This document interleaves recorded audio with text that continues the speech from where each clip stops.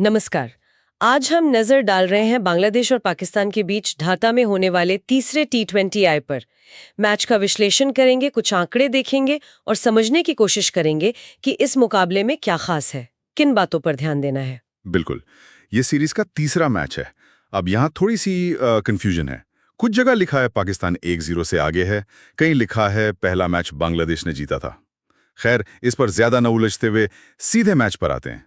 T20I history देखें तो पाकिस्तान का पल्ला भारी है, बहुत भारी। 22 में से 19 जीत। हाँ, और ढाका में भी उनका रिकॉर्ड अच्छा है, 7 में से 5 जीते हैं वहां। बिल्कुल।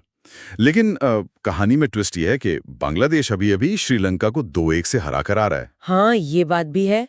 और ये भी याद रखना होगा कि पाकिस्तान ने मई-जून में बांग्लादेश को उन्हीं के घर में 3-0 से हराया था। हाँ, तो एक तरफ इतिहास है, दूसरी तरफ हालिया फॉर्म और डोमेस्टिक मैदान का फायदा।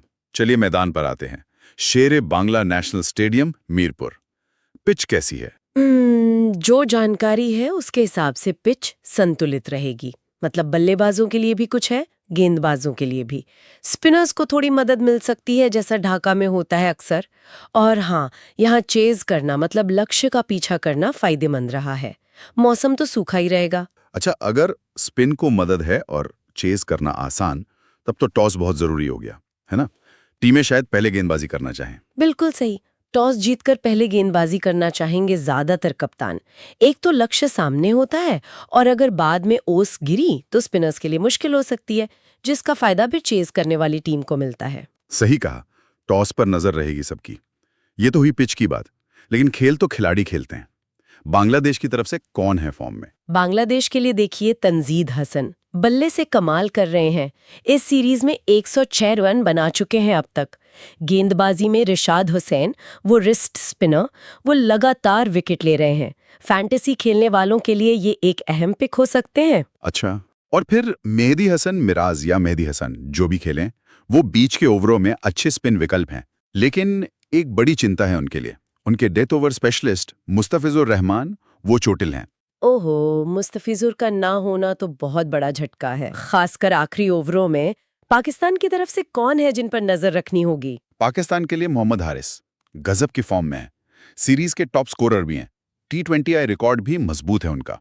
हम्म। और गेंदबाजी में हसन अली, वो तो मतलब आग उगल रहे हैं। 8 विकेट ले चुके हैं। 8 विकेट? हाँ, कप्तान या उप कप्तान बनाने के लिए फैंटेसी टीम में ये एक जबरदस्त चॉइस है। फिर शताब खान है, ऑलराउंडर, बैटिंग लेग स्पिन दोनों करते हैं, मैच पलट सकते हैं। हम्म। और तेज गेंदबाजी में हारिस रऊफ और हसन नवाज का अनुभव भी काम आएगा। तो पाकिस्तान की गेंदबाजी, खासकर हसन अली के फॉर्म को देखें तो काफी मजबूत लग रही है।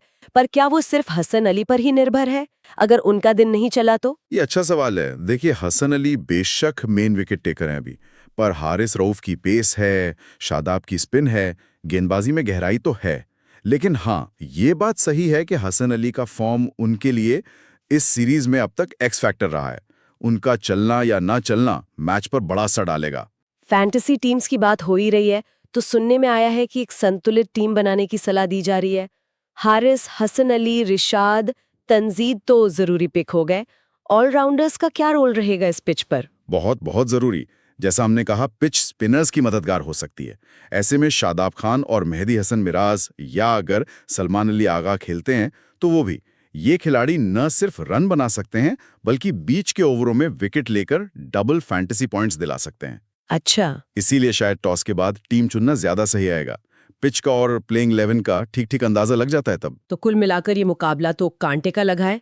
एक तरफ पाकिस्तान जो सीरीज जीतना चाहेगा, दूसरी तरफ बांग्लादेश जो घर पर वापसी करने के लिए बेताब होगा। बिल्कुल, इतिहास पाकिस्तान के साथ है, पर मौजूदा फॉर्म और घरेलू हालात बांग्लादेश के पक्ष में है। सही। और यहीं से एक दिलचस्प सवाल उठता है ना, कि क्रिकेट में क्या ज्यादा मायने रखता है, सालों का ऐतिहासिक दबदबा, वो 19-3 का रिकॉर्ड, या फिर उस दिन की फॉर्म, पिच का मिजाज और अपने घर का शोर? क्या पाकिस्तान की वो मनोवैज्ञानिक बढ़त तंजीद हसन के बल्ले या रिशाद हुसैन की फिरकी पर भारी पड़ेगी? ये देखना वाकई दिलचस्प होगा।